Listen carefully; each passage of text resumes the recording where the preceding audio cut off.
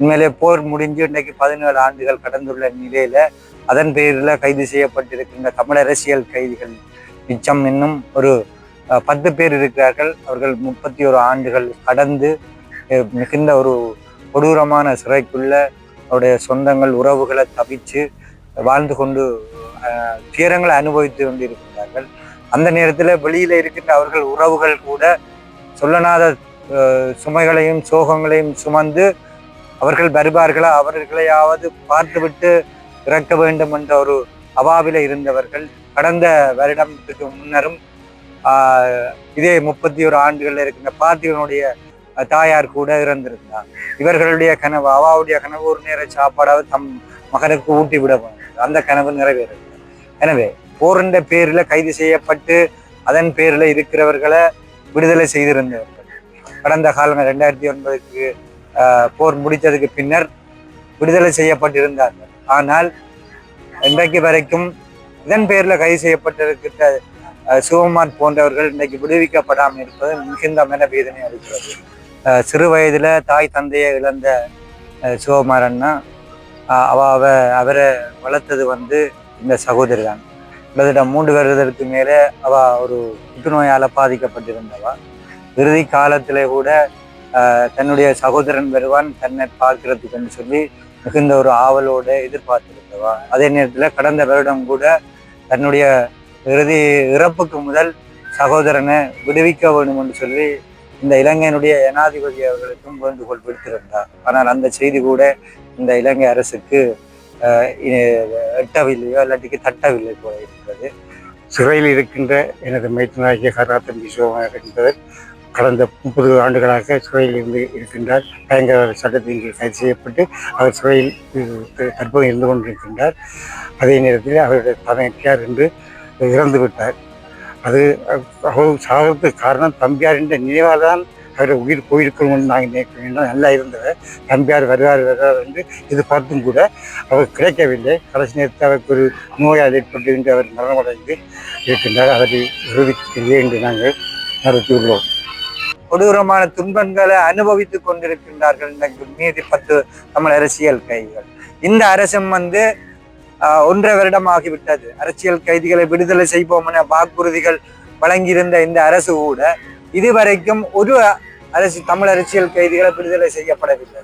தமிழ் மக்கள் மிகவும் ஏமாற்றப்பட்ட ஒரு சூழல்ல இந்த இறப்புகள் தொடர்ந்து கொண்டிருக்கிறது. எனவே இந்த இறப்பிலேயாவது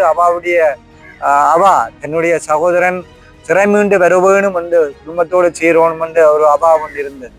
எனவே இந்த தருணத்திலேயாவது ஒரு கருணை அடிப்படையில, ஒரு இரக்கம் கொண்டு, ஒரு மனிதாபிமான அடிப்படையில இந்த சிவகுமார் அதை போல அவரோடு இருக்கின்ற மிகுதியா இருக்கின்ற தமிழ் அரசியல் கைதிகளை இந்த மிச்சத்தில இந்த சூழலையாவது விடுதலை செய்யணும் என்று இந்த ஜனாதிபதி அவர்களையும் இந்த அரசிட்டையும்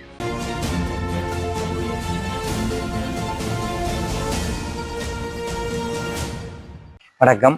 முருகையா கோமகன், குரலற்றவன் குரல் அமைப்பினுடைய ஒருங்கிணைப்பாளர். 31 ஆண்டுகளாக தமிழ் அரசியல் கைதியாக சிறைக்குள்ளே இருக்கின்ற கதிரான் தம்பி சிவகுமார் அவர்களுடைய மூத்த சகோதரி நேற்று இரவு இறைவனடி சேர்ந்துள்ளார்.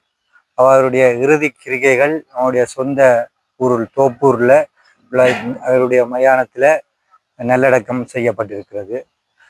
சிறு வயதில் தாய் தந்தையை இழந்த சிவகுமார் அண்ணா அவரை வளர்த்தது இந்த சகோதரி தான். கிட்டத்தட்ட 3 வருடத்திற்கு மேலே ஒரு புற்றுநோயால் பாதிக்கப்பட்டிருந்தவா. இறுதி காலத்திலே கூட தன்னுடைய சகோதரன் வருவான் தன்னை பார்க்கிறதுக்குன்னு சொல்லி மிகுந்த ஒரு ஆவலோடு எதிர்பார்த்திருந்தவா. அதே நேரத்தில் கடந்த வருடம் கூட தன்னுடைய இறப்புக்கு முதல் சகோதரனை விடுவிக்க வேண்டும் என்று சொல்லி இந்த இலங்கையினுடைய ஜனாதிபதி அவர்களுக்கும் வேண்டுகோள் விடுத்திருந்தார். ஆனால் அந்த செய்தி கூட இந்த இலங்கை அரசுக்கு எட்டவில்லையோ இல்லாட்டிக்கு தட்டவில்லை போல இருக்கிறது. உண்மையிலே போர் முடிஞ்சு இன்றைக்கு 17 ஆண்டுகள் கடந்துள்ள நிலையில அதன் பேரில் கைது செய்யப்பட்டிருக்கின்ற தமிழ் அரசியல் கைதிகள் மிச்சம் இன்னும் ஒரு 10 பேர் இருக்கிறார்கள். அவர்கள் 31 ஆண்டுகள் கடந்து மிகுந்த ஒரு கொடூரமான சிறைக்குள்ள அவருடைய சொந்தங்கள் உறவுகளை தவிச்சு வாழ்ந்து கொண்டு துயரங்களை அனுபவித்து கொண்டு இருக்கின்றார்கள். அந்த நேரத்தில் வெளியில இருக்கின்ற அவர்கள் உறவுகள் கூட சொல்லனாத சுமைகளையும் சோகங்களையும் சுமந்து அவர்கள் வருவார்களா, அவர்களையாவது பார்த்துவிட்டு இறக்க வேண்டும் என்ற ஒரு அவாவில இருந்தவர்கள் கடந்த வருடத்துக்கு முன்னரும் இதே 31 ஆண்டுகள்ல இருக்கின்ற பார்த்திபனுடைய தாயார் கூட இறந்திருந்தார். இவர்களுடைய கனவு, அவாவுடைய கனவு ஒரு நேர சாப்பாடாவது தம் மகனுக்கு ஊட்டி விட வேண்டும். அந்த கனவு நிறைவேறவில்லை. எனவே போரின்ற பேரில் கைது செய்யப்பட்டு அதன் பேரில் இருக்கிறவர்களை விடுதலை செய்திருந்தவர்கள் கடந்த காலங்கள் 2009க்கு போர் முடித்ததுக்கு பின்னர் விடுதலை செய்யப்பட்டிருந்தார்கள். ஆனால் இன்றைக்கு வரைக்கும் இதன் பேரில் கைது செய்யப்பட்டிருக்கின்ற சிவகுமார் போன்றவர்கள் இன்றைக்கு விடுவிக்கப்படாமல் இருப்பது மிகுந்த மனவேதனை அளிக்கிறது. அதே போல போராட்டத்தில் ஈடுபட்ட தளபதிகள் இன்னைக்கு கருணாமண்ணா இருக்கட்டுக்கும் அல்லது பிள்ளையானா இருக்கட்டுக்கும் கேபியா இருக்கட்டுக்கும் இவர்களை கடந்த அரசுகள் பதவிகளை கொடுத்து அழகு பார்த்திருந்தது. ஆனால் அதற்கு முன்னரே அந்த போராட்டத்தின் பேரில் அதற்கு முன்னரே கைது செய்யப்பட்டு இன்றைக்கு சிறையில் இன்றைக்கு கொடூரமான துன்பங்களை அனுபவித்து கொண்டிருக்கின்றார்கள். இன்றைக்கு மீதி 10 தமிழ் அரசியல் கைதிகள். இந்த அரசம் 1.5 வருடம் ஆகிவிட்டது. அரசியல் கைதிகளை விடுதலை செய்வோம் என வாக்குறுதிகள் வழங்கியிருந்த இந்த அரசு கூட இதுவரைக்கும் ஒரு தமிழ் அரசியல் கைதிகளை விடுதலை செய்யப்படவில்லை. தமிழ் மக்கள் மிகவும் ஏமாற்றப்பட்ட ஒரு சூழல்ல இந்த இறப்புகள் தொடர்ந்து கொண்டிருக்கிறது. எனவே இந்த இறப்பிலேயாவது அவாவுடைய அவா தன்னுடைய சகோதரன் சிறை மீண்டு வருவேணும் என்று குடும்பத்தோடு சேரணும் என்று ஒரு அவா ஒன்று இருந்தது.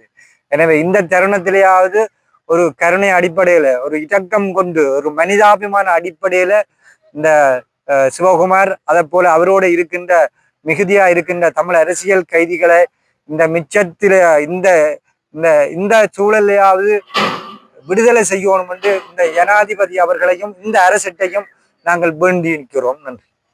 சிறையில் இருக்கின்ற எனது மைத்துனாகிய கராத்தம்பி சிவகுமார் என்பவர் கடந்த 30 ஆண்டுகளாக சிறையில் இருந்து இருக்கின்றார். பயங்கர சட்டத்தின் கீழ் கைது செய்யப்பட்டு அவர் சிறையில் தற்போது இருந்து கொண்டிருக்கின்றார். அதே நேரத்தில் அவருடைய தமையார் என்று இறந்து விட்டார். அது சாகிறதுக்கு காரணம் தம்பியார் என்ற நினைவால் தான் அவரை உயிர் போயிருக்கணும்னு நாங்கள் நினைக்கிறேன். நல்லா இருந்தவர் தம்பியார் வருவார் என்று எதிர்பார்த்தும் கூட அவர் கிடைக்கவில்லை. கடைசி நேரத்தில் அவருக்கு ஒரு நோயால் ஏற்பட்டு என்று அவர் மரணமடைந்து இருக்கின்றார். அவரை இறுதிக்கில்லை என்று நாங்கள் நடத்தியுள்ளோம்.